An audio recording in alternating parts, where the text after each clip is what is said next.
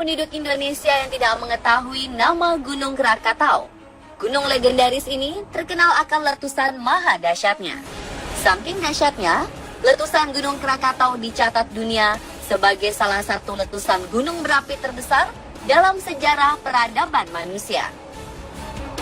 Salah satu letusan besar gunung ini terjadi pada bulan Agustus 1883. Berdasarkan literatur Belanda saat itu, diperkirakan korban tewas akibat letusan Gunung Krakatau mencapai 36.000 jiwa. Kedahsyatan letusannya menyapu habis semua makhluk hidup di pulau-pulau sekitarnya sampai memakan korban di pesisir selatan Lampung dan ujung barat Pulau Jawa. Letusannya pada tahun 1883 telah melenyapkan 3/4 bagian tubuh Gunung Krakatau.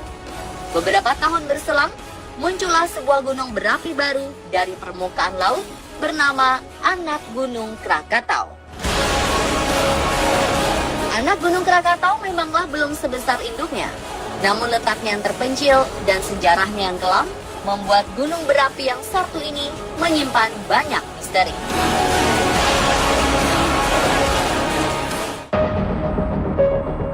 Cerita misteri yang beredar tidak hanya berada di Anak Gunung Krakatau.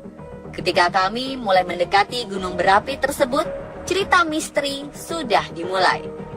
Masyarakat sekitar Anak Gunung Krakatau selalu berpesan mengenai pantangan-pantangan yang tidak boleh dilakukan jika hendak menyambangi Anak Gunung Krakatau.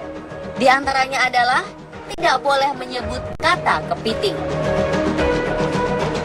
Warga sekitar percaya jika ada menyebut kata kepiting di gunung berapi ini, maka akan mendapat kemalangan. Oleh karena itu, warga sekitar mengganti sebutan kepiting dengan sebutan kerbau.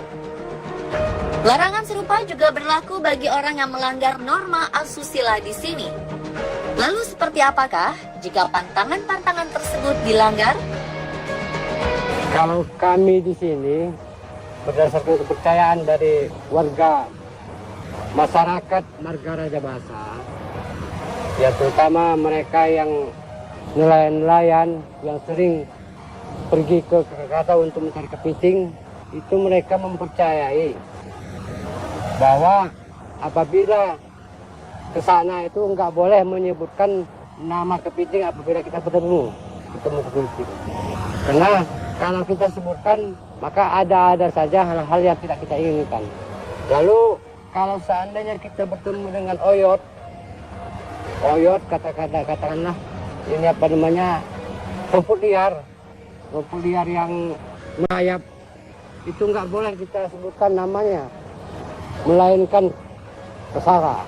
Kesara itu adalah tali kekang dari kerbau. Tali kekang dari kerbau itu namanya kesara.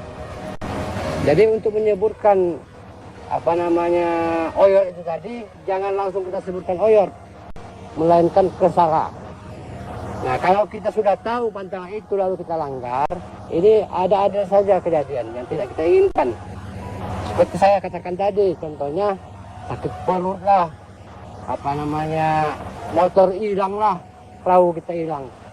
Itu kejadian-kejadian yang tidak kita inginkan.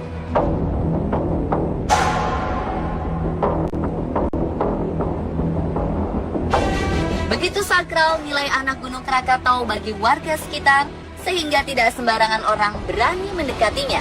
Bagaimana dengan Anda? Belum sampai kita menginjakan kaki di daratan Anak Gunung Krakatau, cerita misteri sudah santer terdengar. Salah satu yang paling terkenal adalah mengenai penampakan kapal putih yang terdapat sekitar areal Anak Gunung Krakatau. Banyak saksi mata yang mengatakan mereka mendapati sebuah penampakan kapal putih tanpa awak. Kapal putih ini terombang-ambing di laut dekat pantai Anak Gunung Krakatau. Namun anehnya, ketika hendak didekati, kapal putih misterius ini justru menghilang. Seperti yang diceritakan oleh salah satu wisatawan yang pernah berkunjung ke Anak Gunung Krakatau berikut ini.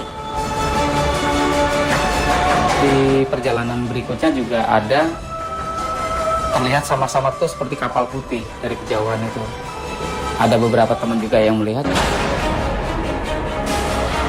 Setelah Setelah mendapat kesaksian pengunjung ini, tim On The Spot mencoba mencari kesaksian lain dari salah seorang mantan jagawana kawasan lindung anak Gunung Krakatau. Karena sepengetahuan saya dulu, tahun 1978 itu kan banyak korban. Jadi kejadiannya itu hari Idul Adha mau 5 hari lagi. Karena kapal ini melebihi kapasitas muatan itu tenggelam. Jadi banyak mayat-mayat terdampar di sana. Begitulah cerita yang dipercaya warga sekitar mengenai penampakan kapal putih yang sering muncul di areal perairan sekitar anak Gunung Krakatau. Namun demikian, hingga saat ini cerita tersebut masih menjadi sebuah misteri yang belum terungkap. Bagaimana menurut Anda? Misteri selanjutnya tidak jauh dari pos jagawana anak Gunung Krakatau, di mana biasanya kapal-kapal yang datang bersandar. Berdasarkan kesaksian beberapa orang yang pernah mendatangi anak Gunung Krakatau pada malam-malam tertentu, mereka mendengar suara-suara gamelan Jawa dimainkan, ditambah dengan suara-suara seperti dalang yang sedang memainkan wayang. Namun anehnya, ketika sumber suara tersebut didekati, para saksi mata tidak dapat menemukan dari manakah sumber suara tersebut berasal. Ya, saya memang pecinta alam, jadi sering naik Gunung Krakatau. Pada suatu ketika yang tahun lalu kalau nggak salah itu, jadi perjalanan kami dari Pulau Subesi ke Krakatau itu samar-samar terdengar seperti suara gamelan. Cuman teman-teman yang saya kasih tahu itu diperhatikan memang nggak ada. Pernyataan ini juga dibenarkan oleh salah satu mantan jagawana yang dulu biasa menjaga wilayah cagar alam anak Gunung Krakatau. Jadi memang gamelan itu terjadinya itu setiap malam Jumat. Ya, setiap malam Jumat itu gamelan. Gamelannya memang ya dari sana, orang dari Jawa Timur. Gamelan yang bunyi itu. Nah, kadang-kadang kalau kita itu lagi nggak ingat, maka adalah seperti gaib datang. Bisakah Anda bayangkan jika sedang berada di sebuah pulau terpencil tak berpenghuni, lalu tiba-tiba pada malam hari mendengar alunan gamelan yang tak tampak siapa yang memainkannya? Pasti sangat menyeramkan, bukan?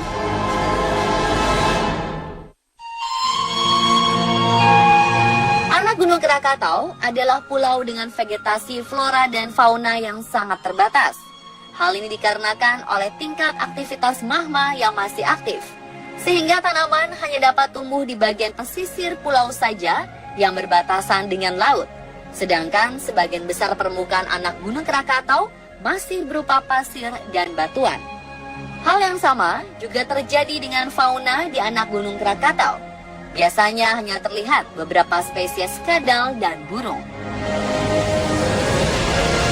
Meski spesies flora dan fauna yang tercatat di anak Gunung Krakatau sangat terbatas, tampaknya hal berbeda justru dilihat oleh beberapa pengunjung.